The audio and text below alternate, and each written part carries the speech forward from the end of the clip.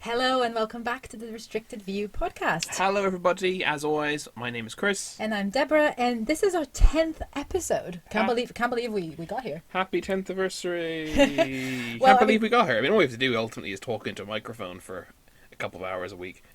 Yes, but considering how long we've been planning to do something theatre related and never got not actually done anything. It's true, we've stuck with it for 10 weeks, which is you know, impressive. It's all right. It's all right. And we didn't even manage to record 10 episodes and just kind of let them go. We just kind of recorded them. Been recording them every week. Yeah, we've been keeping on a schedule. We're doing all right. We're doing okay. But yeah, so as always, we've got another great episode for you. We have once again another review of a brand new show that's opened up in the West End. Exciting.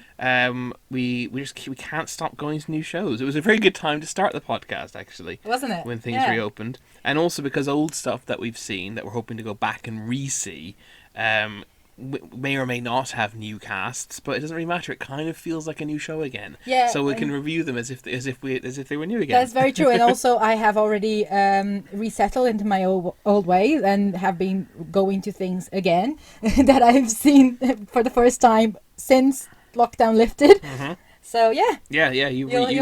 Deborah's already seen Hairspray 3 times. And this is not all. It will not end there. I've seen it twice, but Deborah's already seen it 3 times. Yes, we got another review, as we said, of an actual brand new production. Mm-hmm. We've also got a tip, a very, very, very, very, very personal tip. Yeah. This is not a theatre deep dive or anything. This is literally tips coming from Deborah and I about what we do to better our experience at the theatre. We have a revisit in our Friday Notes section of an old discussion topic. As the world around us changes, and finally, what's the last section we do? I can't remember. We start with news. Well, I guess in that case, let's just get straight onto the news. So on to the news of the day, or rather the week. So basically, this is regarding Cinderella. Andrew Lloyd Webber's Cinderella. Andrew Lloyd Webber's new bad Cinderella. So not bad as in it's bad. We haven't actually seen it yet, but it has a song called Bad Cinderella. It does, yeah. And also I've noticed that Carrie Hope Fletcher's wearing a black wig in it. I think it's kind of, she looks a little emo. I think it's going for kind of a punky. She looks a little emo. Yeah, it's kind of steam punky almost. Not because she has the long coat. Where's the steam? Oh, there's no steam. Steampunk has become synonymous with just punk these days because it's so overused as a word. With old-fashioned punk, I think. But yeah. Anyway, so this is to do with the new Cinderella, and as you may know, it opened. Previews opened on the 25th of June, and opening night was supposed to be official opening night. Was supposed to be on the 19th of July. However, unfortunately, the 17th of July, the shows had to both shows that day had to cancel due to a COVID-related alert. Yeah, I think someone in the company tested positive. Yeah, someone tested positive, and then the Saturday shows were cancelled. Yeah, I don't know who it was, and maybe it was someone who presumably they were understudies and stuff.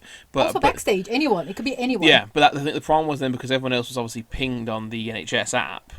Yeah, so if you're not from the UK, you should probably try to understand this. I'll do my best to explain. Not that we understand it fully, because I don't think the government does. But we have an app that basically Bluetooth connects us to others and tracks our location, not our location, but our location in relation to other people. Yeah, so it doesn't track your actual physical location, but it tracks who you're close to, and then if you've been close to someone for over a certain time, so I think it's over 15 or 20 minutes, in the same place as someone that they deemed that were near enough to you, that person was near enough to you, and that person tests positive, I think it's possibly 10 days to 2 weeks after you met, you will get pinged. You get a notification telling you to self-isolate. Yeah, telling you you were in close proximity with someone who has subsequently tested positive. Yeah. And this obviously, this obviously happened to a lot of the cast members because one of their work colleagues tested positive.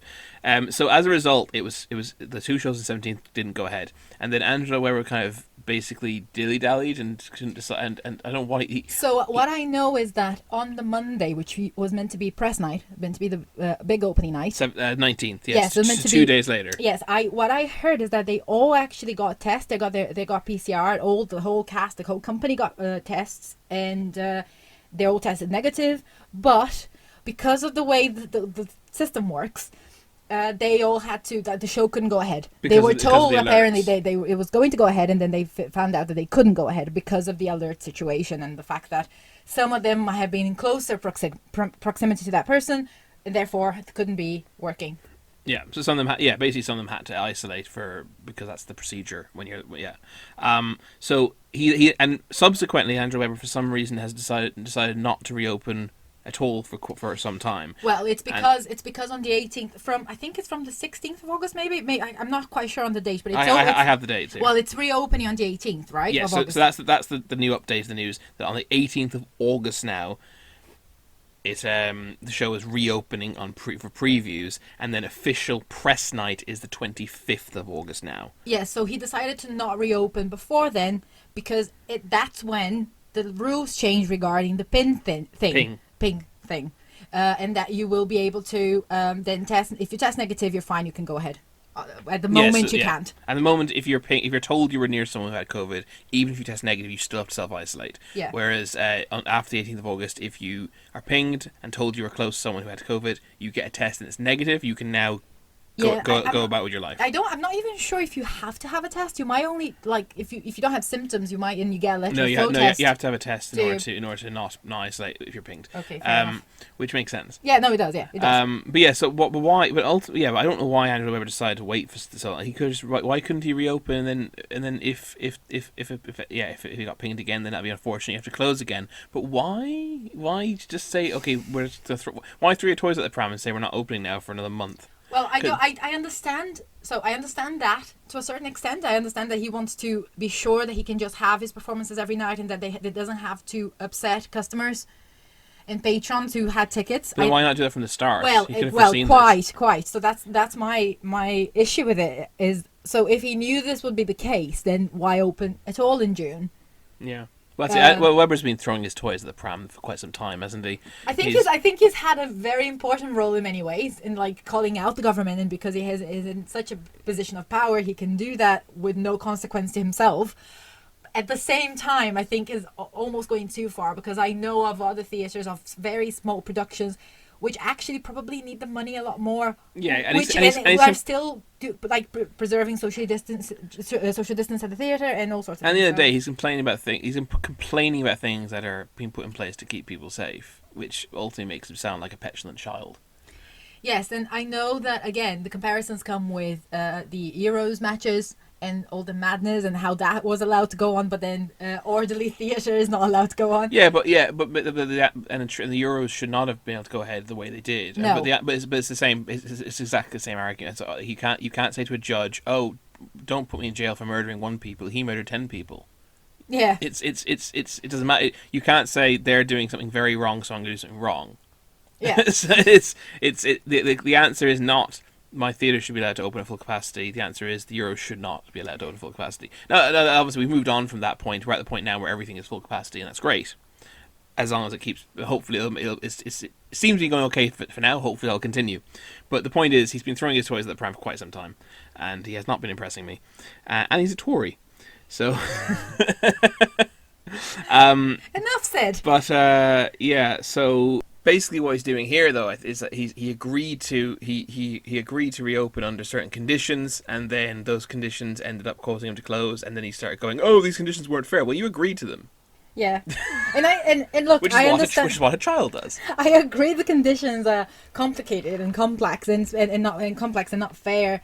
In a lot of levels, but they're not fair in relation to other things. In relation compared to other events that were being allowed to go ahead. But at the same time, it is. I mean, we're trying to keep people safe, and I think that's kind of the main thing. Yeah, and also, hats off to Hairspray. Hairspray had also closed for us over 10 days. I think. Yeah, and do you know what they've done? They recruited an additional off-site cast not entire cast. I counted 11 names listed. They've recruited 11 additional people, at least 11 additional people, because that's how many were listed, as an off-site cast who can come in if needed, so they don't have to close again. That's wonderful. Yeah, exactly. So there you go. That's looking for that's a seeking Being a ready. solution to a problem. Whereas what Angela Weber is doing, they're spending more money. They're actually lowering their Hairspray are lowering their profit margins, and but also creating more jobs in the industry. In order to not close again, and yes, they are spending more money. They are lowering their profit margins, but also they're not. If it means they don't have to close, then that's a worthy investment. Yes. Right, that's more performances. Yeah. If they pay an extra 11 actors, but then actually don't, but then can do every performance and don't have to miss out on any performances, they actually might increase their profit margins from what it would have been. Mm-hmm. Whereas Andrew Weber is like, oh no, I don't want to open my theatre and not make all my money. Because he's a child. Well, Hairspray is a limited run. We don't know about Cinderella, so maybe that's another thing. If Hairspray doesn't want to, because they have to close regardless of how many performances they've done. Whereas I'm sure Lloyd Webber is doing Cinderella in his own theatre, and he can do it for as long as he wants. The point still is though that Hairspray have had a much more mature and also what's the word, like effective response. Yeah, no, I love that. I think that is brilliant. They actually did have to close for 10 days, but now they won't have to, it looks like. Yes, Angela Weber, be more like the producers of Hairspray. Well. But yeah, ultimately the news is summed up is that Hairspray has recruited an additional 11 off-site cast members to prevent them from having to close again should their actors be pinged, and Andrew Weber has decided to keep Cinderella closed until the 18th of August, when it will reopen for previews and have its official press night on the 25th of August. I do feel for all the people who had tickets and now had to rebook them, train journeys, rebook all sorts of things. So I think that's another thing. That's another reason to maybe keep going. But yeah. But once Cinderella opens on the 18th of August, we will hopefully get to see it as soon as we can, and we'll maybe bring you a review. But if you want to go see it, as we said, 18th of August onwards. So this week, our From the Cheap Seat section is going to be about Anything Goes, which we got to see on its first night. So I'm not going to call it opening night, because they don't deem it opening night officially, but it is their first night. It's technically the opening There's no night. Difference between previews and...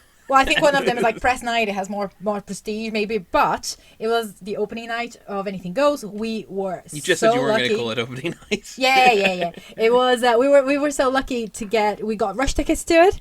Mm-hmm. And there are rush tickets, and rush tickets are so worth it, because you can get tickets pretty much anywhere in the theatre. Really good seats for a decent price, and those seats are quite pricey. So yeah, it's kind of random, and some days you might get in the stalls for rush tickets, other days you might get in the circle. It's a bit random, but they're always going to be good seats. Yeah, we were in the front row of the upper circle, and the view was perfect. It was brilliant. Yeah, I was very surprised. And it's actually quite close to the stage. Like, it felt very close. It didn't feel like I was very far away. Yeah. I could see the actors' faces, and I know that's something that some people look to when they're buying tickets. They want to see the expressions, and we could definitely see that. Mm-hmm. Yeah, absolutely, definitely. Anything Goes then is at the Barbican Centre, at the moment, Barbican Theatre. You know the Barbican is enormous if you've been there, but it's at the theatre, and it starts on the 23rd of July and it closes on the 17th of October. So it's a limited run, but it's a good enough time to catch it, I'm sure, if you're in London. It's enough time to have a bash at rush tickets. Yes, so, several times. That's very true. Until you hit it. Yeah, so it's a musical, as I'm sure a lot of you know, by Cole Porter. Music and lyrics by Cole Porter, and the book is by P.G. Wodehouse, the same guy who wrote Jeeves and Wooster, and Guy Bolton. But the book has been revised by Howard Lindsay and Russell Crowe. I'm not sure how to pronounce his name, but they were a duo who did lots of theatre yes, I believe this partnership actually this show started their partnership. Okay. Apparently, they ended up working together on the revision, and then that started a partnership. Mm-hmm. Apparently, so. Yeah. So the show actually opened in 1934, and it's fun to see something that was written, nearly 100 years ago, be so fun to this day. And it was based in 1934. It's in the 30s, definitely. I think it said 34. It was definitely the 30s. Yeah, yeah. So it's based on a cruise ship, the SS America, which is traveling from, I think, New York to England. I know. I don't think specify where it was going to dock. I think they mentioned London. Obviously, it's not the cruise ship itself isn't going to London. Southampton or Portsmouth. I was assuming Southampton or Portsmouth. Yeah. But yeah, so it's a transatlantic cruise line. It's got the plot features love triangles and love squares. it's got kind of gangsters posing as priests, love-struck stowaway, that kind of stuff. So the company is 50 strong, they call it. So between musicians and dancers and actors. So there's a lot going on. It's headed by Sutton Foster, who is reprising her role from when she did it on Broadway a few years ago, and it's also, I believe, directed by the same person who did the Broadway version, Kathleen Marshall. Yeah, directed and choreographed. Yes. Yeah. And I heard someone noting it's the same choreography as the Broadway version, so yes, presumably same choreographer, yeah. Yeah, so Anything Goes has had many revivals, and this is just another one of them now. Many noteworthy revivals. But so as I said, Sutton Foster, which I know a lot of people are looking forward to seeing. We also have Robert Lindsay. Who plays what's his name? Moonface Martin. Moonface, that's it. Yeah, of My Family fame, playing Ben Harper back on My Family. He's our gangster for the evening. We have Felicity Kendall from The Good Life, and as you know, we both really like The Good Life. If you've listened to previous episodes, so she's in it. She doesn't really have a singing part, but it's just good fun to see her on stage, isn't it? Yeah. Gary Wildman as well. I didn't know him. But you've seen him play the dame in every pantomime. Oh yes, of course. We talked about this. I'm sorry. I've told you this several times. He's in drag. It's hard to tell. Gary Wilmot is Gary Wilmot was a West End kind of legend as well. He played. I don't know if we saw him in The Prince of Egypt, but he certainly was in it. Playing I think we may have seen someone else play the High Priest. But we've seen Gary Wilmot play the dame in the Palladium Panto every year since it was revived. The Palladium Panto was revived after a long time, back in 2014 or so. We've been to each of the pantos since then, and he always plays the dame, and he's very good. Yeah, he's a great comic actor. So we also have, as Chris mentioned, it's set on a cruise ship, and the set is a cruise ship, and the set designer is Derek McLean. Costumes by John Morrell, and the costumes are also kind of like very nautical and very 30s, so very, very pleasant to see. Sound by Jonathan Deans, and the orchestrations are by Michael Gibson, and there are a lot of people involved in this show. So if you're involved in this show, we're not mentioning your name, we do acknowledge you and we respect you. The applause were for everyone. Yes, they were indeed. So jumping a bit deeper into the show, I guess then. So I mentioned that the plot is based on a cruise ship with love triangles, etc. I would describe the plot very much as a farce. It is very farcical. Halfway through, I turned to Deborah and said it's almost Shakespearean with its people in disguise. There's no men dressing up as women or women dressing as men. I don't think. No, but there are people dressing up and not being recognised by someone they know well. By someone they know well, exactly, which is very Shakespearean, very like Much Ado About Nothing, or. Any Shakespeare, pretty much, you will see that. Mistaken identity, all that kind of stuff. It's so farcical. It's got kind of classic kind of. I don't know the classic farcical things, but I feel like they are things like the gangster, the hardened criminal who with a heart of gold, who's actually like completely non-threatening, and like that, that kind of thing. I love a guy has his glasses stolen, and he can no longer recognize anybody, and is using binoculars for the most see everything.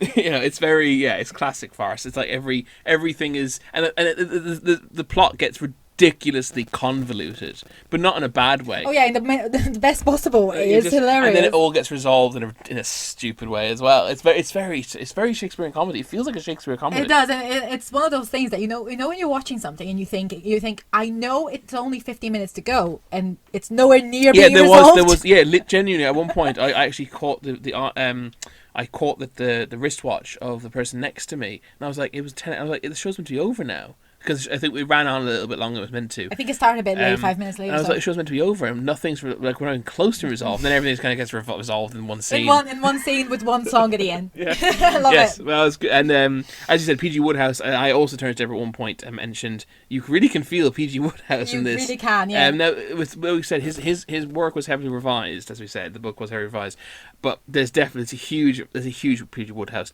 witty dialogue coming through there. Yes, and there's one of the characters. I even mentioned to Chris, Evelyn, who is the fiance of one of the main ladies. Oh yes, yeah. To me, he was very, very much a Wooster character. He was kind of the bumbling kind of idiot, like not idiot, sorry, but the bumbling English rich man. Yeah, he was quite bumbling. Who's like, oh, I have too much money and not enough sense. That's but also I'm Like lovable. Angela Weber. But lovable, like Hugh Grant in Notting Hill, or any other film that he does. That type of character, but also not a lot of brains. So there's not a lot going on up there. Yeah. So and also some nice visual gags stuff. Towards the beginning, a big large pipe gets put on stage, and I immediately knew someone was going to jump out of it, and sure enough, they did. But yeah, so the plot is nothing to write home about in terms of artistic merit, or Aristotle would be a bit let down by the lack of catharsis, but it's a farce. It's a comedy. It's a Shakespearean comedy style farce. Lots of fun. The characters we mentioned. We have the inept gangster played by Robert Lindsay, Public Enemy number 13. I thought Robert Lindsay. I think he was actually my favourite member of the cast. Oh, really? I think he played. I did know him already from some of his TV comedy work. I'm not a particularly big fan of his or anything, but I just felt he played the role he nailed it. I feel I just felt he got the thief with the heart of gold style, kind of character across really well. I thought his comic delivery was genuinely sublime. He was absolutely very good, yes. Like his. That's kind of like level you can't teach that kind of that kind of comic timing. Like he was understated when he needed to be understated. He was subtle when he needed to be subtle, and he was bigger when he needed to be bigger. Yeah, I just felt every line was delivered as it needed to be to get maximum laughter. Yeah, no, he was definitely. I didn't. And his know. accent was continued throughout, which is good.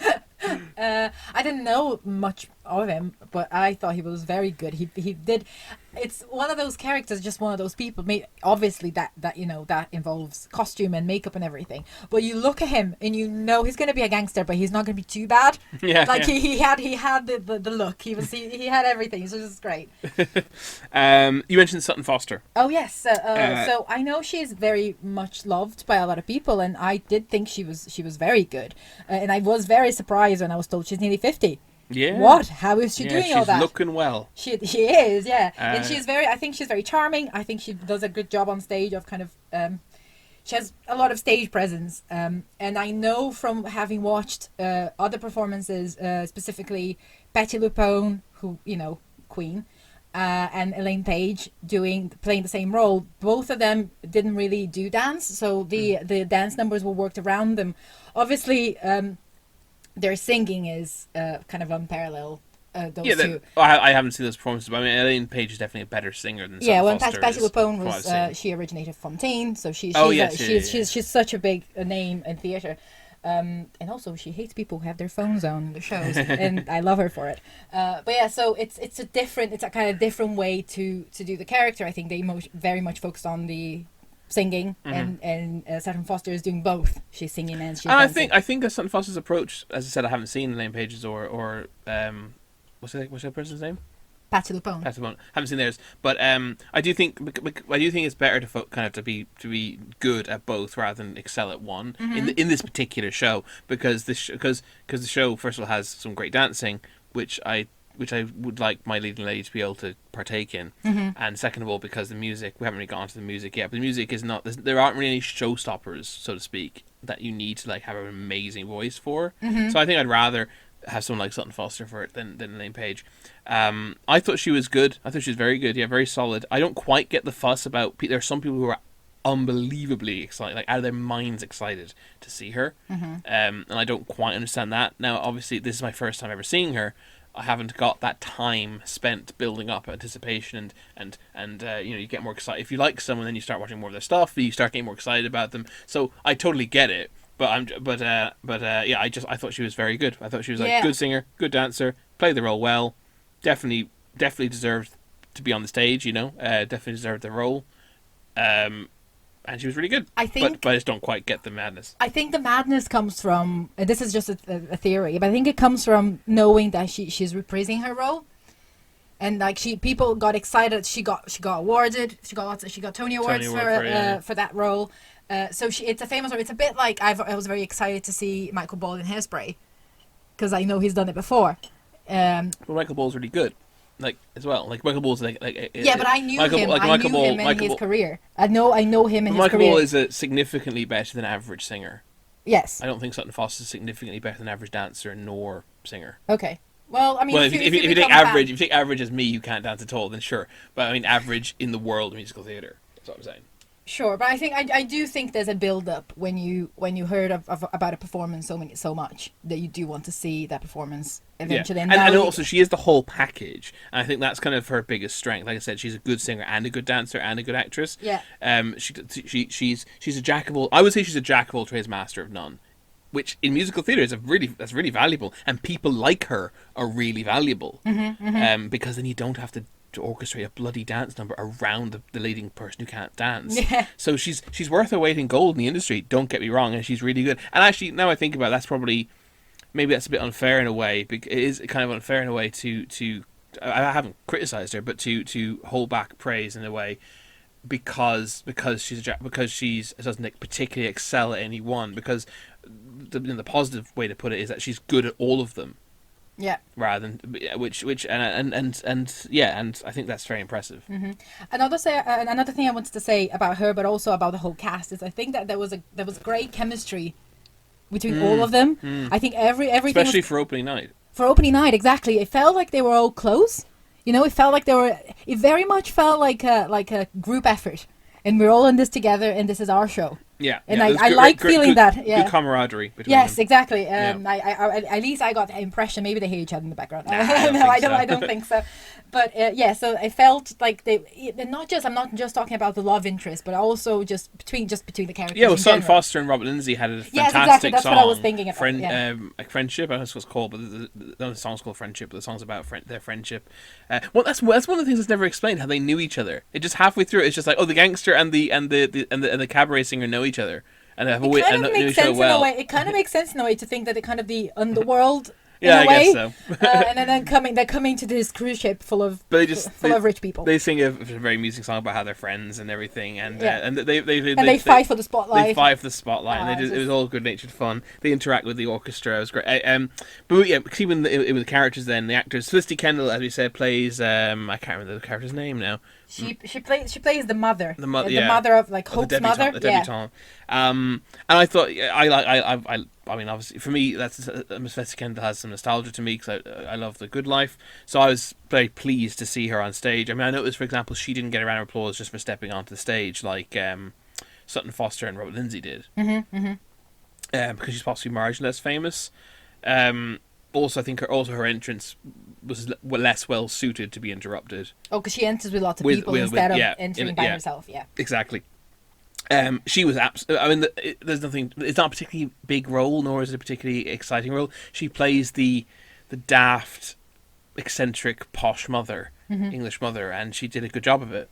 She did a very good job of it. Like, she did not, and because she only sings one line the whole thing at the very end, when everyone's kind of, it's all been sorted out, which is and she delivered it. Whatever, she can't really sing very well, but it was fine. She doesn't dance. She doesn't sing. She doesn't dance. She was just acting, and that's what she is. She's an actress, so she actually felt perfectly well cast. Yes, I was worried when she was going to be singing, have a song or something. It was going to be terrible, and it would be awful stunt casting, but it wasn't. It wasn't stunt casting because she's a good actress, and she acted the role of the eccentric mother very well, and I was very pleased to have seen her on stage. Yes, you said she played the English mother, but she was American. But she was just American like rich woman. You're right, she was. Yes. What are you talking about? So what we have here in the plot is if you watch Downton Abbey, you will remember this, is that English peers, so like members of the aristocracy, went to the US to marry rich heiresses, because obviously they only had their title. They didn't really have a lot of money anymore, and the heiresses had the money, and that's kind of how the tradition continued. Yeah. And then moving on to Gary Wilmot, he played Elisha somebody. I can't remember his second name, but his character's bizarre. He kind of could be removed from the plot and it wouldn't matter, but he was also great fun. He wasn't even in it that much, but whenever he was on it, he was great fun. He was very amusing. He had some very funny lines. So in fact, actually, now I think about it, the kind of the P.G. Woodhouse element of the plot does kind of start to dissipate, actually, because that opening scene, the opening scene is Gary Wilmot's character Elisha, who is a stockbroker, a wealthy stockbroker in New York. drinking at a bar, and he has some very that opening scene is very funny with lots of, like, he says, to drink. I have do you want to drink for the road, sir? Oh, you better make it a double. And the barman takes out 2 massive bottles of spirits, and he grabs them and leaves. And that felt super Woodhouse to me. Yes. I even think they use the binoculars to see things is also kind of Woodhouse. Yeah, it is. Yeah, that's, he gets his. We're saying this. We don't actually know. Maybe it's in the revision. I'm not sure. Yeah, well, quite, yeah. But anyway, he was. I thought Gary Wilmot did a great job. He's a very funny comic actor as well. He also doesn't really have. I think he sang a little bit, but not. But and he can sing. That's actually the thing. Gary Wilmot's a good singer. Oh yeah. Yeah, he's a very good singer. He can sing all the tube stations. Yeah, in the panto, he does the song with all the tube stations. He actually is a properly good singer. Yeah. As well, but he wasn't really used to that effect. He was used for other purposes really, but he was very well played. And then we had 2 other. Yes, I wanted to mention Samuel Edwards and Nicole Lily Basden, I believe is her name. Who play the more sincere love match, let's say. Yeah. They have more sincere songs between the 2 of them. They were very, like, a genuine dancing, dance moments. Yes. And all So this. Samuel Edwards is the. It's kind of. I think I could say he's our leading man. Anyways, can we? Even though he's not. Crocker, was that his name? There? Crocker, yeah. Billy Crocker. Billy Crocker, yeah. I think he's the lead, yeah. Yeah, and he's been played by people like John Barrowman in the past, and and he does a very good job of it. I think he's not the biggest name in it, but he does a very good job of his role. Yeah, he needs to be able to sing and dance well. And both. he can. Yeah, he does that very well. And so does Nicole Lily Basden. She can also dance and sing. Yeah, she's good. And she plays debutante really well. I think she has the kind of innocence about her, and the dancing and the love story. So also I really enjoy seeing Samuel Edwards and Robert Lindsay together in their scenes together, because it's such an unlikely partnership. Oh yeah, Crocker and Moonface. Because obviously, because this man, so I could kill him for you. Yeah. That's Moonshine's answer to everything. Moonface, rather. Yeah, Crocker is not meant to be on the ship. Yeah. And he boards the ship. This is not really a spoiler. This is very clear. It's clear that it's going to happen. He helps. Moonface. The gangster is posing as a priest. Yes. And Crocker basically accidentally ends up covering for him. He doesn't even mean to, but he ends up covering for him, and then Moonface, the gangster, kind of feels a bit indebted to him. So they kind of end up. He lets him stay in his room. They kind of end up becoming kind of friends over the course of the voyage. And whenever Crocker has a problem with a person, Moonface just goes, "I can kill him for you." Trying to repay that debt. That's true friendship, That's friendship. Right. So yeah, the orchestra then is approximately 18 or so piece orchestra. I couldn't quite exactly get to minutes that. It was approximately 18 or so people in the orchestra. It was very good. Plenty of brass, which I don't remember. This was actually in my top 5 list. The very first episode we did a list of top 5 shows we were most looking forward to seeing after lockdown ended, when theaters reopened. This made my list. Anything Goes did. I can't remember what number it was, but it did make my list. And one of the reasons I cited was just the big brass band kind of aspect of it. Classic show, big brass band, tap numbers. Oh, and we didn't even mention the tap dancing. There's a lot of it, and it's great. Okay. Well, is there a lot of it? We'll get on to that. But yes, I thought the orchestra was very good, and I thought it was well balanced, and I think the conductor did a great job as well. And there was some interaction between the conductor and the actors, which was brilliant. Which is very amusing, kind of fourth wall breaking stuff. The singing and songs. So I mentioned there's no showstoppers. Mm-hmm. It's kind of the music's. It's almost. Okay, it's not quite true. I mean, I think you'd call Anything Goes a showstopper, but it's a dance showstopper, not a musical showstopper, not a vocal showstopper. The music I almost mostly describe as kind of like easy listening, very music hall, you know, which is interesting. There was nothing to, it's nothing to write home about the music. I actually think most of the value I was getting out was kind of in the script, yes, rather than in the songs. I think the music is consistently good.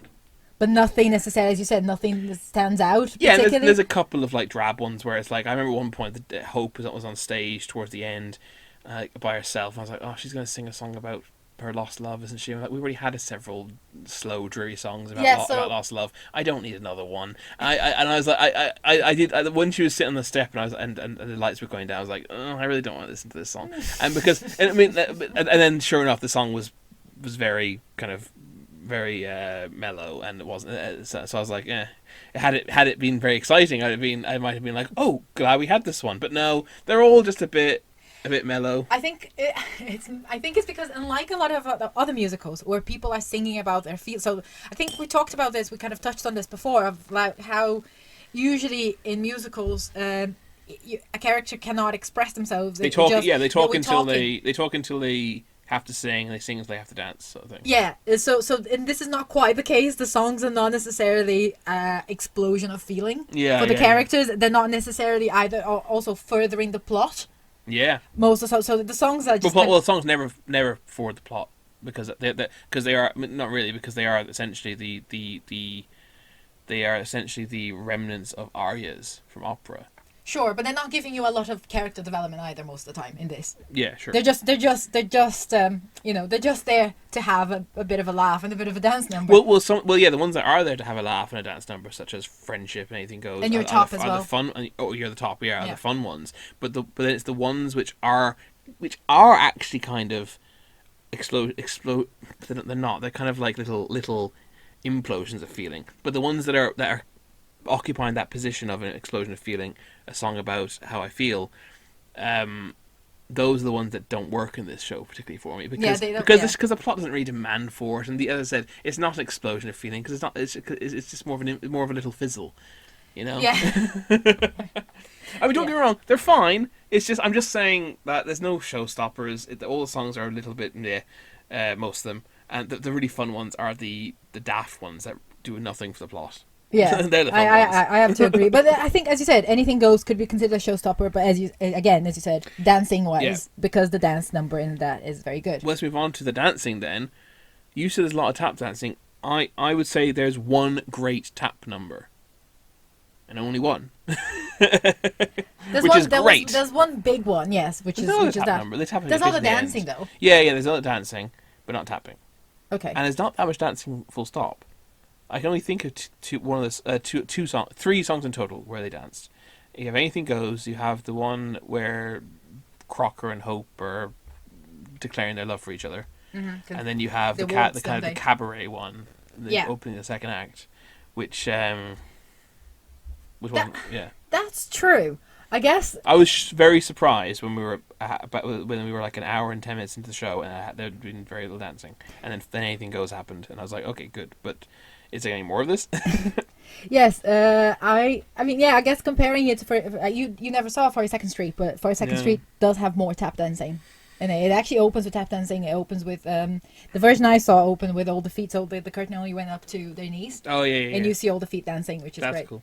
Yeah. Anything Goes, the number itself was a tremendous and good, very long. It's very long. It's about 8 minutes, I think. It was a tremendous show-stopping dance number. But I was disappointed there wasn't more of it. Fair enough. I think that's fair. I remember citing when I was it was in my top 10 of most look forward to shows, top 5 most look forward to shows that we were going to go see after the theaters reopened. I remember citing, I was looking forward to the big brass band and the lots of tap dancing, because I thought the musical had lots of tap dancing. Yeah, it could probably. And there was a guy behind me actually when they were talking about their seats. I overheard him talking and he said, "Oh, it's great that I think it's great because to see the tap numbers, you want to be a little bit higher up." And I thought, "Oh, that's a good point actually. Yeah, having the stalls sometimes are suboptimal for enjoying dance numbers sometimes." Yeah, because you don't get to see the whole thing usually in one go as well. And I thought to myself, "Well, that's a good point actually." So he obviously, from the words he chose to use, he was obviously under the impression that there was more than one tap number. But yeah, look, no, it was fantastic. Don't get me wrong, and it's not that the show didn't tell me. I wasn't told by the producers. It was, you believed I it. was just under a misapprehension. Yeah. I was just look, but I mean, I suppose you can take it as a good thing. I was left wanting more. I really liked tap dancing I had got, and I wanted more of it. Yeah, I was gonna say it was enough for me to think, oh, I wish I could do that. Yeah. Deborah always says that after maybe I should look for classes. But 2 left feet, so maybe not. But yeah, ultimately, I think that has it's the highlight of the show. That song. Yes, it definitely is. It worth definitely the price of admission almost by itself in some ways. Well, depending how much the admission was. Should we move on to the set then? Yes, I wanted to talk about the set because it is just very impressive. Yeah, it was awesome, brilliant. You can look at. It looks like a ship. It did look like a ship, yes. And it didn't look stupid. Do you know when you have? So when you have, it's called. So it's called. I remember this from my days in the theater. It's called I can never pronounce the word. It's called a syncochet, something like that. A syncochet, which is when you have a part representing a whole, basically. Yeah. So we know that there's more ship off stage. Yeah. Right. Yeah. Or like in Macbeth, you might have like battlements representing the castle. Yeah. Right. And sometimes that can look really, really silly. Like, don't get me wrong, it'll always pull off with the nest. It'll always if you've got like some really rubbish looking battlements representing a whole castle, it'll achieve the actual goal of telling you there's a castle there. But it can sometimes look really silly, especially when you've got people in very good costumes next to like really fake looking stone, that kind of thing, for example, and it can just end up looking very silly. And a ship is really hard to represent. I mean, I've seen ships represented on stage in a way that looks really daft. And it looked great.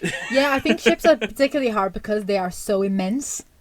Yeah. They're so big, and if you don't really do the proportions right, you'll have something that looks like. I think proportions are a huge part. Yeah, of it. so you'll get something that looks, as Chris said, silly. You know, and this is not the case. There's actually a video online, and we can link it, of them building the set. Yeah. And it's really worth watching because cool. it's the really cool. Great. Yeah, they have even the frame of the stage has ship rivets in it. It looks like the hull of a ship. Yeah, and it's really cool. And they use lighting throughout to kind of mimic the sea, so it kind of looks like that reflection of the sea. On the ship, which I thought was really cool as well. Yeah, it looked great. It didn't just end there. There was like a lot more impressive stuff going on the set. There was entire like cabins. There was basically a track in the middle. First of all, the floor was made to look like the deck of a ship, and also function as a great tap floor. It was their own floor. It wasn't the actual stage itself. And then it had a rail on it, a little train track on it for set pieces to be moved about. To be automatically moved on and off by motor. And they were entire cabins with a bed and a desk and a chair and stuff. And at one point we had like two cabins next to each other, and it also meant that people could knock on the door and not be seen, so that it revealed who they were, who was on the other side of the door. Yeah. And it was great. They did one of those things. I don't fully understand how proportions work, admittedly, but they did one of those things where you have so one end of the bed is like not as wide as the other end. Oh, so forced perspective. It is, they force perspective to make the cabin. Did they? Yeah. So it makes the cabin look bigger. Is that what they're doing? How did you know that? Because you could tell that they couldn't quite fit on the bed. It worked on me. No, 100% it works. It's just that I was aware of it. I was aware because I know of it from like the Disney castles, and that they do that as well to make it look taller. So so that's how they did the cabins, which was great fun to see. But it looked great, and as Chris said, Chris was fooled. So yeah, it was great. And they did also have one or two pieces that were not automated, that were brought on and off by people. For example, there was a railing that was put in place a few times to represent that we were on the deck by the edge of the boat, so people could lean over the railing and look into the ocean, for example. And it was used like people were waving off when they were leaving port and stuff, and that was brought on by sailors. There was no use of burglar theatre, as one of my old lecturers used to call it. Burglar theatre seems to be dying out, which is a good thing. Burglar theatre is when you have basically stagehands dressed all in black coming on to move stuff on and off the stage. Well, they basically just used the sailors, right? Well, that's the thing, but it also makes sense for sailors who are moving stuff about a ship. It definitely makes sense. Now, maybe it doesn't make sense when we're putting a railing on and off, but it still makes sense when we're moving stuff. So it made more sense. So it worked. I thought it was a good solution. Yeah, it definitely was. So the stage was really good. I think there's no. I don't have any. The set. I think I don't have anything bad to say about it. It was just brilliant. Agreed. And very impressive as well. Yeah. Spectacle wise, I mean, well, I use the word spectacle, I suppose, to mean more. I don't know, like more. Maybe word spectacle requires more flashy lights, but so I wouldn't say it has I wouldn't say this show has a high level of spectacle, but the spectacle that it does have is very, very polished. Yes. Oh, yes, and it was very polished. It was a very polished show. Yeah, it was a very polished show. Even though it was the first night, so. So we should move on to sound and light. And the sound I found was mostly very well balanced. There were one or two brief mic leveling issues, but I imagine that's kind of opening. I imagine that's just that'll even out. Yeah, it was just a couple of mic leveling issues where mics weren't quite imbalanced. It's like two characters singing together. The mics weren't quite balanced in relation to each other properly. But literally for like a second or two, like it wasn't a big deal. The sound was mostly very, very good. I don't even remember that, but and the orchestra sounded great. The orchestra sounded great. I think the sound, the mics and the audio on the orchestra were pretty flawless. I was overall very impressed with it. Lighting. You mentioned something I forgot about, the kind of the watery effects, which actually was quite cool. You're right, because my notes kind of say that the lighting wasn't particularly exciting.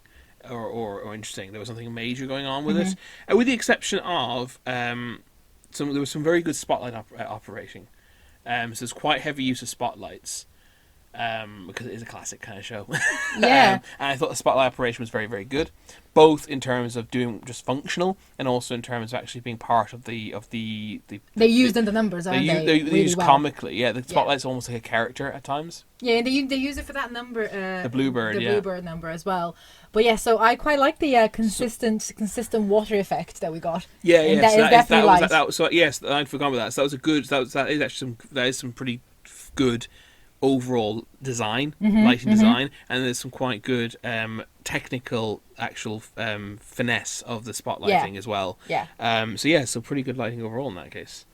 I think that's everything I wanted to go through. I think we talked about it at length. We're trying to put a bit more structure into our reviews. Let's say Chris brought the structure and I brought the chaos today, which is the very opposite to what we usually do. Yes. in life. But yeah, so I guess a bit of personal opinion is kind of we've offered it, I guess, a bit throughout. But overall, how did you find it? I thought it was, so I didn't know the music. I obviously had listened to Anything Goes, like the actual song before, but not the whole soundtrack. Didn't know much about the actors, and I thought it was joyous. It was just like it was DeLovely. I really enjoyed myself. I thought it was just fun. I laughed a lot. I think you found the name for our episode, DeLovely. Yeah, I think so. Yeah, no, I agree. Yeah, I mean, look, this was on my, as I said, mentioned a couple of times already, this was on my list, top 5 shows I'm most looking forward to seeing when theatres reopened. And for the reasons that, the reasons ended up coming true, so to speak. It was because I felt it was going to be classic theatre night out, kind of just singing, dancing, laughing, enjoying yourself, not having to think too hard, not having to question what it means to be human, like we see a Beckett play, just really, really solid fun. A Shakespearean farce without the difficult language. Yeah, well. Yeah, exactly. And PG Woodhouse is hilarious, right? I mean, it was just everything I wanted it to be. Like I said, I would have liked to see a bit more tap dance. I was a bit disappointed there wasn't as much tap dancing as I thought it was going to be. A little bit disappointed, I guess, that the songs were a little bit flat and a bit meh. There was no big showstopper number, but that's not what it's about, right? I mean, the songs that did it for me, as I said, but the funny ones, the ones that like Friendship and You're the Top and the tap number, and yeah, exactly, and Robert Lindsay's kind of like little weird Bluebird soliloquy thing, which is kind of bizarre. Which he tries to start again. Yeah, it was very good. So I thoroughly enjoyed it as a result. I think I did know some of the... Seeing Felicity Kelly on stage is kind of like... It wasn't in a box I knew I wanted to tick, but it's still a great box to have ticked.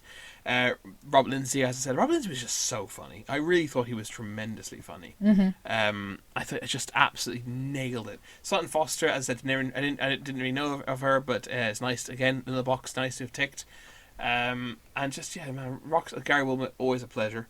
Absolutely fantastic, and very well rounded, very good, very polished.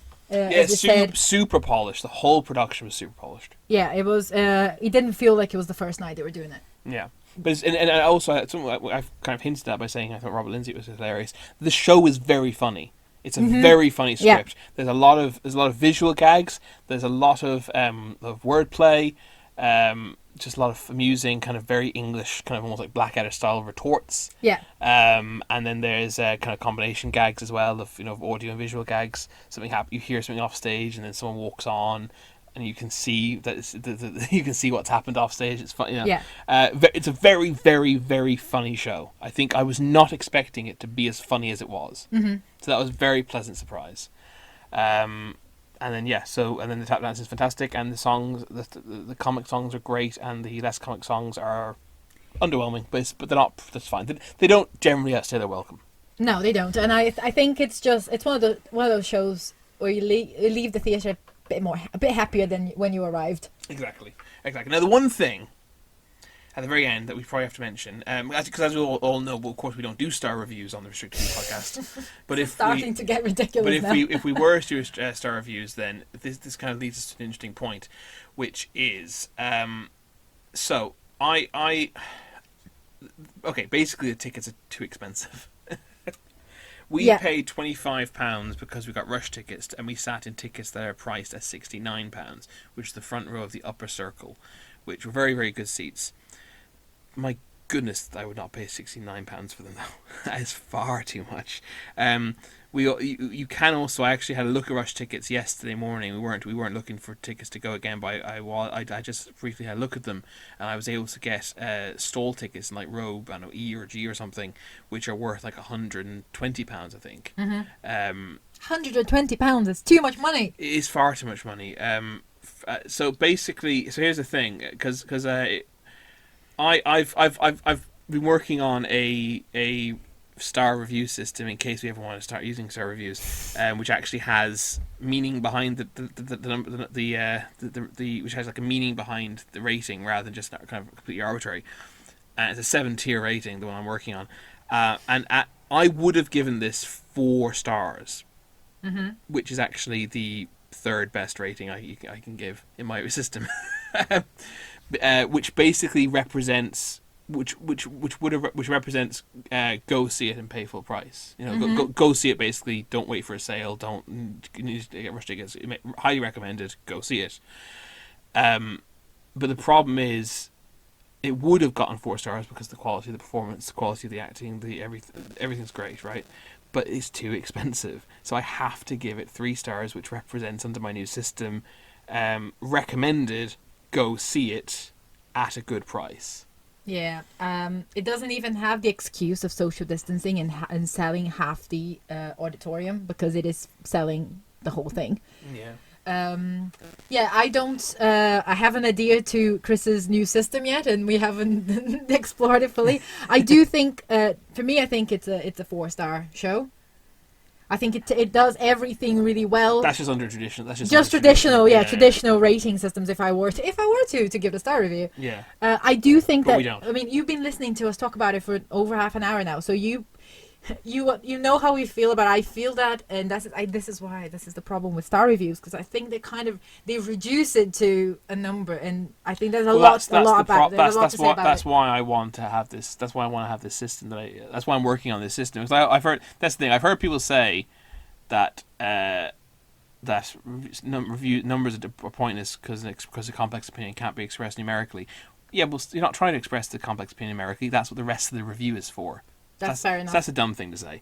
And second of all, but however, I do agree that they're kind of arbitrary, and unless you have a actual definition behind each rating, mm-hmm. and that's why I've worked on now, and that's why I think it is helpful. Yeah, fair enough. Potentially. But I definitely agree with Chris. I think it's too expensive, and this is a problem. And not just a bit too expensive. Far too expensive. No, too expensive. Like nothing. Come on. I think our tickets that we put. I would, because I mean, look, I accept that things might be a bit more expensive because of COVID and theaters were closed, and they might want to. I mean, in one way, I'm not for passing that cost on to us, because we all suffered. Yeah. I happened to be lucky enough not to lost my job or anything over COVID, but not everyone was so lucky, right? Mm-hmm. Some people lost their jobs, some people lost their income, all sorts of things, not just the theater. But if you want to go down the route of everything has to be a bit more expensive because of this, then I would have said our tickets should have been £35 pre-COVID and £40 post-COVID. Max, yeah. Because we have been to the Barbican before, and we actually saw Benedict Cumberbatch and Ciarán Hinds doing Hamlet there a few years ago. And we got tickets to one level above us, so it was the balcony. And on the side as well. On the side. So they weren't the best. But you could see pretty much all of the stage. I'd say you could see 75% of the stage. You missed the side you were on. You just couldn't see the extreme side you were on. And sure, it was further away and everything. But they were only £10. And I believe those tickets are £25 to £35 now for anything goes. Yeah, I think they should be 15 maybe. I understand that it's a large company. I understand that it's a bigger set. Hamlet was pretty big too. Hamlet's set was very big. Yeah. And there's a lot of people as well in that show. Not an orchestra though. But I understand. So maybe if you want to match the price somewhat, you can raise it a bit. Don't make it £10, make it 15. I don't know. But I remember looking at those tickets and thinking, oh, we sat there for Hamlet. We paid £10 and now they're 35. I don't want to pay 35 to sit there. Upper Circle, which is what we were in, should never cost £70. That's insane. It shouldn't. It should not. No. I already find a lot of the time I already have issue with paying £40 to sit in the front row of the Upper Circle, and sometimes those are the best value for money tickets. Yeah. And that's why it ultimately for me gets a rating of recommended. Go see it at a discount. So basically, there are sales and things. I don't know if there are at the moment, but I think basically right now rush tickets is the answer. Yeah. Use rush tickets to go see it, because you'll pay £25 for tickets that cost anything from £70 to £120, and you're gonna have a great time, and you're really gonna enjoy it, and you're gonna leave hopefully thinking that was a 4 or 5 star experience. It was a 4-star experience at the price I paid for it. Yeah. So I had a 4-star experience, but the reviewer in me is saying it is a 3-star show because of the price. A whole. Yeah, because of the price. Yeah, I think that's fair enough. Yeah. But yeah, I think it's worth going to see it if you can. Oh yeah. It is a lot of fun, yeah. And hopefully you'll get rush tickets. So on to our tip for the week. So this tip, as we mentioned in the preamble at the start of the podcast, is quite literally from our own back pocket. Is that a saying? Anyway, it's from our own personal repertoire. This is stuff we do to make sure our theatre experience is going to be as good as possible. And we go to theatre quite a lot, and I hate having a theatre show ruined by certain little things that are by ourselves, essentially. Yeah, basically. So we always have a theatre. So the thing that really frustrates me is if I get a headache during a show. That really drives me insane. And as I said, we go to theatre a lot. So it wouldn't even be like my one experience, my one theatre trip a month was ruined, but it still drives me crazy. So if you go to theatre like less than we do, then it'd be even more frustrating if you have an entire half of a show ruined because you've got a pounding headache. So we have a little theatre survival kit that we bring. These are very, very simple tips, but most people do not do them. Very rare I see some of the audience with these things. So I highly recommend that you take this on board and put together a little theatre survival kit, which includes... Okay, so can I just go first? Yes. My first tip, and this is because it's before getting to the theatre, and that tip is get there about 15 minutes before the show starts. And this is the anxious in me talking, but it is actually, I think it's really helpful to know you are at your seat a few minutes before the show starts. You don't have to rush. You go to the toilet. You can get a drink if you want. You can buy a program. You can take in your surroundings. But I think it's just useful to not be stressed. I find that when I get to the theatre like on the nick of time, I am actually quite stressed for the first 15 minutes of the show. Exactly. You take the first little bit, the first couple of scenes to actually wind down. To wind down. Yeah. Exactly. So yeah, I think that's good. You're taking it away from yourself. You pay for those tickets. Now you want to take full advantage of them. Get there a little bit earlier so you don't have to stress, because I mean sometimes transport doesn't help. There's traffic, there's people in front of you, there's a queue to get in, and then you get stressed. And look, just go with good time. And speaking of get there early, go to the toilet before before the show starts. And I know this. I'm saying do this regardless whether you need to go or not. Go. This is a top tip from me, because I just, it's part of my ritual. Even if if we leave a cafe next to theatre at 15 minutes before the show starts, and I use the cafe's bathroom, I will still go in the theatre, because there's just this mental thing. If I haven't gone immediately before taking my seat, I just won't be comfortable. Yes, and if you are keeping hydrated, as you should, that's a good tip. Yeah, exactly. Go to the toilet before the show Likewise, starts. go to the toilet in the interval, even if you don't need to. As soon as the show is over, you're finished applauding, get up and go to the bathroom. Yes, and try to do that before going to the bar and getting your snacks. Because honestly, I mean, a few days ago, I actually saw a woman with like a pile, like she had 2 or 3 tubs of like little tubs of ice cream, the ones they sell in theaters, in the toilet queue. Yeah.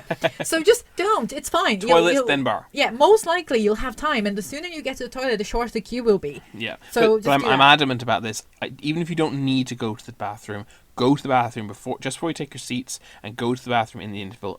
Just get into the habit of it. Please trust me. As someone who goes to the theatre all the time, please trust me.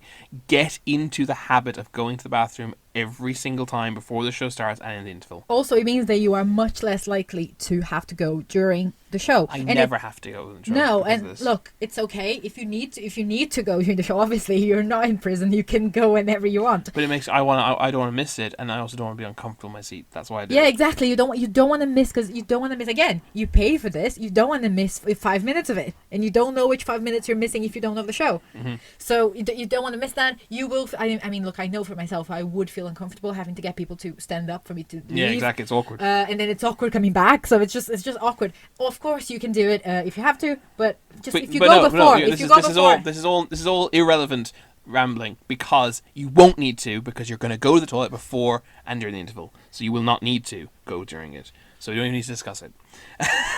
And one of the reasons you might want to make sure you go to the toilet interval is because the first thing you need to bring in your kit is water, which will also help with headaches.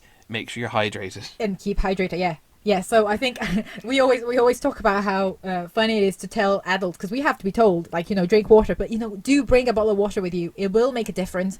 If you're flagging a little, if it's a long play that you are like, oh, this is it's going on a bit too long, have a sip of water. You'll feel better. It's true. You'll regain a bit of energy, a bit of stamina. If all this fails, you're drinking and you're drinking, you went to the bathroom, everything, and you still end up feeling got a headache coming on.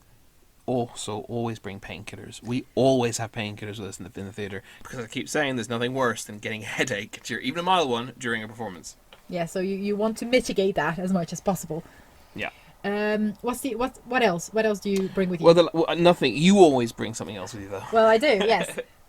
So I don't usually eat at the theatre. It's not something that I tend to do ever, even before we had to wear masks. But I did always have with me, and I always do have with me, some mints. Usually she has polos, but any mints will do. Any mints will do, yes. Just sometimes it's nice to put something sweet in your mouth. Again, same thing as with the water. And crucially, they're silent, and you can distribute them amongst your party silently. Yes, yes, that is very important. So I don't know. I like having mints with me. Your sweet of the thing you fancy, your sweet of choice. Yeah, something that you can suck on, that doesn't, rather than just chew and swallow instant like a sweet. So it's like extra strong mint or something like that. Something you can suck on that can keep your mouth occupied. That is silent to open and distribute. Also a bit of sugar, because sometimes you're in the dark, and again, if you're in a very long like Shakespeare play, you could be you could be flagging, as Chris said. Yeah. So yeah, I always do have mints with me. And this is a tip. It's sort of a niche one. If you wear contact lenses like me, I recommend having your actual glasses with you. Yeah, as a backup, yeah. As a backup, because I have had, and if you wear contact lenses, maybe you're better than me at this, but sometimes the lenses bother me and I have to go and take them off, and then I just wear my glasses. Don't go to a show, don't go without your glasses and then suddenly you can't see. That would be terrible. Yeah, so to sum up, have a survival pack of water, painkillers, and mints of your choice. Go to the toilet before the show starts. Go to the toilet in the interval. Get into the habit of doing that always. This will not improve the show for you, but it will mean that you will be in the best possible state of mind to actually enjoy the show without distraction or pain or any other unpleasantry. So today, for our Far Too Many No section, I would like to talk about to revisit a discussion that we had in our first episode. Since today we're doing our episode 10, I'd like to go back and look at the Back to the Theatre discussion, because we have been now going to the theatre for 10 weeks, pretty much, since theatres have reopened. And I wanted to talk about how we kind of how it's changed, if it's changed the way we feel about going to the theatre. The UK has lifted pretty much all of its COVID restrictions. I say pretty much because there are travel restrictions in place still, but we don't have any more restrictions regarding social distancing or wearing masks. And as as bonkers as that sounds, it is the case now here, and that means that theatres are selling to full capacity. At least most of them are, and we have experienced that now since those restrictions lifting. So when we first went back to the theatre back in the late May, I believe it was. Yeah, mid-May, late May, yeah. Yeah, late May, yeah. 17th of May, I think it was. That's when they opened. I can't remember when we went to our first show, but soon after that. So when that first happened, theatres were all maintaining social distance. So between seats, you had empty seats between groups, between parties, and you also had it was compulsory to wear a mask. And things have changed. However, I am pleased to say that most theatres seem to be maintaining the mask wearing situation. Unfortunately, well, I say unfortunately, I think they could make it compulsory, but they don't want to. But even when it was compulsory, they weren't enforcing it. It's very hard to enforce it, I guess. But it's not. But it requires a level of confidence that your average person doesn't really have. Yeah. Well, you also don't want you don't want some of the ushers to put themselves at risk to get too close to people not wearing masks. So there's also that. Sure, I guess so. So at least a lot of the theatres now are asking patrons to wear masks, and from our experience at this moment, they have been. Most people have been. I don't know if you'd say. What would you say? More people are wearing masks than not wearing masks. Yes, I think that's true. But there's no social distancing in the theatre anymore. Like that, you sit next to someone else, like strangers. And the first time we did this, I thought it was very odd. It was a very strange experience. It felt weird, yeah. At the same time that we have been going on trains and taking the tube and taking like buses, and that is obviously not socially distanced. Yeah, although no one sat beside me because I've always used my bag to stop people. Yes, but sometimes if you're standing up, someone will stand up next to you, and there's no way not really quite you can as go. close as they sit next to you in a theatre. No, but sometimes if they're in a group, they'll be talking to each other, and at least in the theatre, they're not talking most of the time. Sure. Or they shouldn't be. So I think there's that difference. I particularly felt after the first moment of being surrounded by people again, and I think it's very odd after so long. I did feel safe. Mostly safe. I think we have been wearing masks, obviously, and theatres are asking for people to do that. I actually went to see Six again this weekend with a friend. And at the theatre in Six, they were actually maintaining 1 seat social distance between parties, not between the people in front of you and behind you, but to the sides, which was nice. And also, I was thanked by one of the ushers for wearing a mask. Mm-hmm. So it's clearly something that is on their minds, even though it's not mandatory anymore. And I think that's very nice. I think it is nice of people to wear masks. So if you can, and I mean, you can, wear a mask when you're at the theatre. It helps everybody, and it helps us keep it open as well. Yeah, that's the other thing. I have a lot of reservations about these moves, of reopening everything and ending social distancing, because obviously I'd rather have some normalcy rather than having everything and then none at all again. But we'll have to see. I guess we'll have to see how that will go. I do think though, and this is, I don't know how we felt. We went back to Hairspray on their first night back after the 10 days that they were shut, and it was also their first night selling to full capacity. Yes. And I thought that was pretty emotional. I felt the cast were very touched, and I felt the audience was excited. Yeah, as well as a whole. It felt like an opening night again. It felt like an opening night. It kind of was, because they hadn't played for a while. Yeah, but it felt I don't know, it felt like a big deal. And at the end, Michael Ball even said, I hope you felt taken care of, and please, Yeah, leave sensibly. Yeah, leave sensibly. And then he said, well, I don't have to tell you that you're not a football crowd. You're not a football crowd. It's true. And he's not wrong. And then I saw Hairspray again since then. And last time he actually said theatre's coming home. which I thought was lovely. Well, hang on. I mean, England didn't invent football, despite what they may think, and England sure as hell didn't invent. England sure as hell didn't invent theatre. No, he meant coming to the West End. No, I know. Yeah, but the West End doesn't invent theatre. No, but it's the home of those shows. I know, I'm joking. I'm just saying. It was just lovely. Michael Ball's lovely, and yeah. So I have enjoyed the atmosphere, I think, of a full theatre. I have to admit that I do miss not having anyone in front of me. Yeah, I kind of like social distancing. I enjoy social distancing. I do understand that it's very hard for theatres to keep up, to keep to keep their shows up and running that way. So it is difficult. And as we mentioned in this episode, theatre is not the only industry that suffered, and maybe it's a bit crazy to just go back all in one go. I'm still not sure how I feel about it. Whether it was the right move or not. Yeah, well, I know I don't think it was the right move, but at the same time, it's a bit like we are in this society now, and as we kind of have and we're engaging with it. We are going to, even if you don't think it was the right thing to do, you're engaging with it, right? Yes. You're going to show. I mean, obviously, we've had both our vaccines now. Yeah. Now over 2 weeks ago. Yeah. So we are in theory as immunized as immune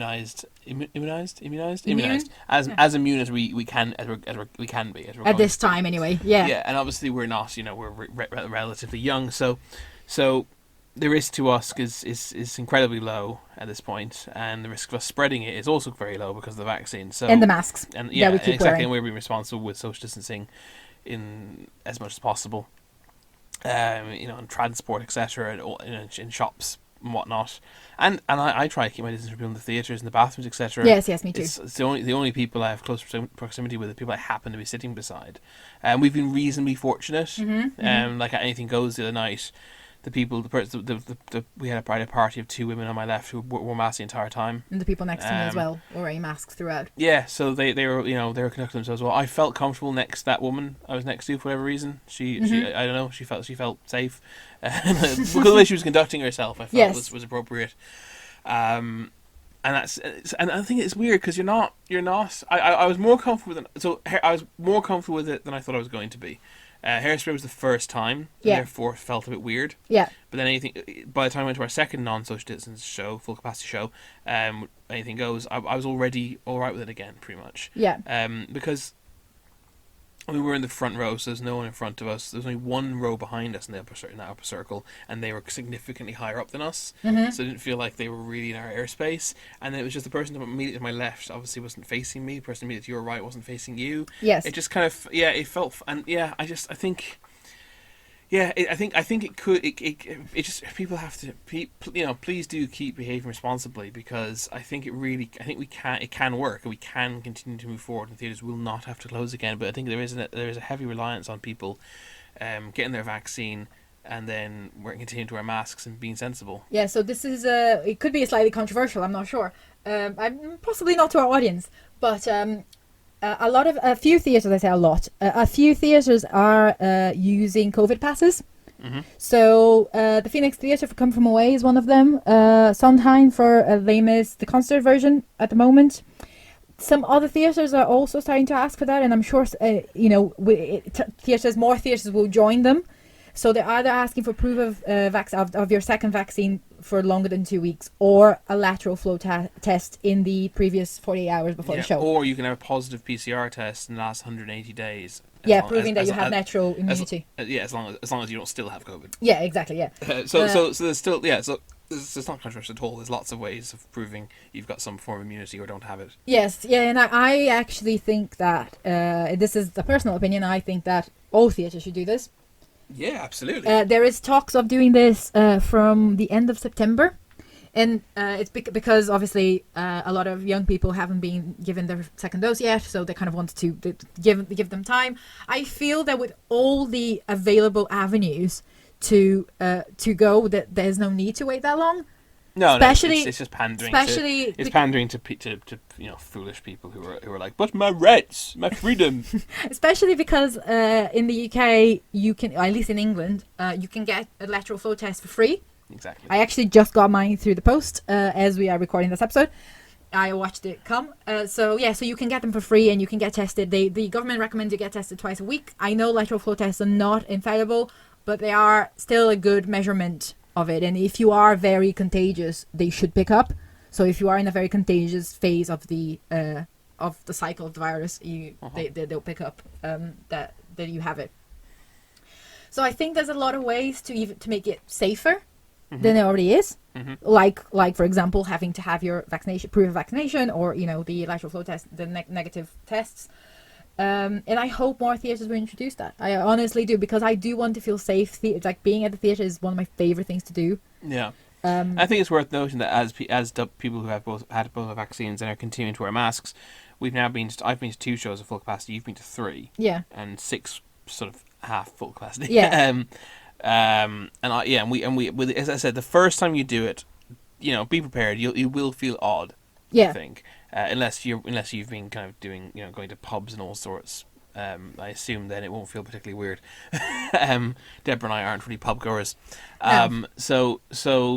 But if you have, but then I already, having done it a couple of times, feel pretty okay with it. Yeah, and I think it's like with anything else that we've been doing in here, and I think that's one of the beefs that the theatre industry has with the government, is that a lot of things were allowed before theatres were allowed to reopen, even before going to museums was allowed, and that's so socially distanced most of the time, especially when there aren't like a lot of tourists about. And when they're organising it. Exactly. So if you if you're in the UK and you've been going to sitting indoors at restaurants, I don't think you'll find it weird to go to a theatre. No, I think it is a little. So you are going to be a bit closer to strangers than you would be in a restaurant, with the exception of the waiter, I guess. Not since restrictions have been lifted. But yes, because you're not directly next to the table in a restaurant. Absolutely, no. Well, okay, no, it depends. Okay, you are not sitting as close in a restaurant to strangers as you do in a theatre. It depends on the restaurant, but yes, most of the time you're not. Yeah, you're not. But it is worth, so I think it's something you need to be aware of. As dear listener, is that basically you have to be prepared now to go to theatres essentially completely normally. You have to be willing to have strangers breathing on you basically during a pandemic, and that may be scary for a lot of people. If you're not completely comfortable with that, I wouldn't recommend going just yet. Yeah. I remember in our first episode, we were saying going to social distance theatres is absolutely fine, because basically I was recommending it to pretty much everybody, because unless you were literally living in your house completely. I think you even recommended to your parents after they were vaccinated, doubly vaccinated, that they could do socially distance. Yeah, because it's social distance. If you can go on public transport, then you can definitely do social distance. Do social distance theatre. Yeah. It's now no longer. It's funny enough. I actually recommend it less now, insofar as if you are, I no longer say you can definitely go to theatre. I think be comfortable just because you go to restaurants or go on public transport. Theatre is now, I think, a higher risk than public transport than restaurants. And public transport, the way I use it, it is, because I'm very, very, very good at not being near people. But you also, a lot of the time you travel, you're not traveling during peak times, and That's a lot true. of people don't have that choice. So, that's true. You say that most people don't have to travel. Most people these days have the choice of working from home.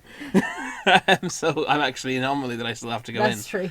But it's less safe than it was when it was social distance. So if you tried it when it was social distance and weren't comfortable, don't go now. No. If you were unsure, do social distance, still don't go now.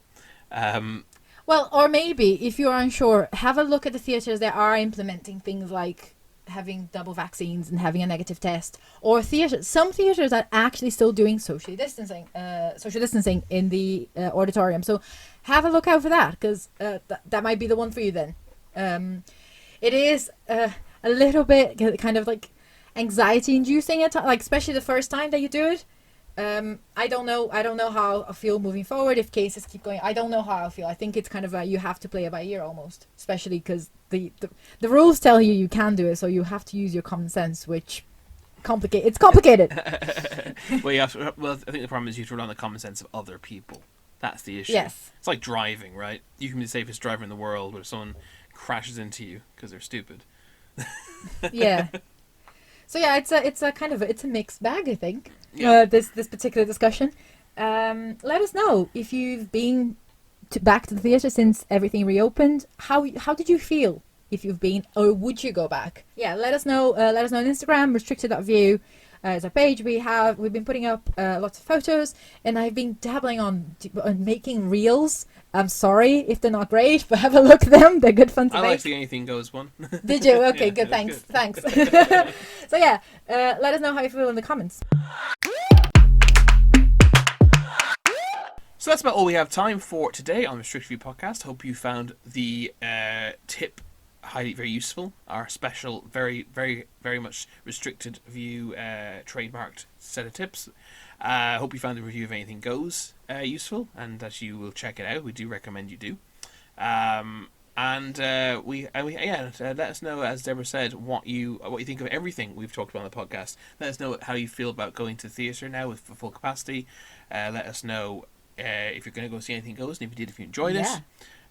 Tell us if you thought the tips were useful. What do you bring? And your survival what bag? do you bring? I want to know what people bring. What's your one major theatre tip about survival bags? Because we've seen everything. We've seen people bring everything to the theatre. I think apart from their dogs, I see pretty much everything being brought in. And what do you think of Andrew Webber's Carry On with his Cinderella? Do you think he's in the right? Do you agree with us? Do you think he's been a bit silly, or do you think he's playing it smart? Let us know the answer to all these questions on restricted.view on Instagram, and give Deborah a like on the reels, because she's put a lot of work into them. They're very, very good. Oh, thanks. But yeah, we'll catch you guys next time on Restricted View podcast. Yes, wear a mask. And remember, see more shows.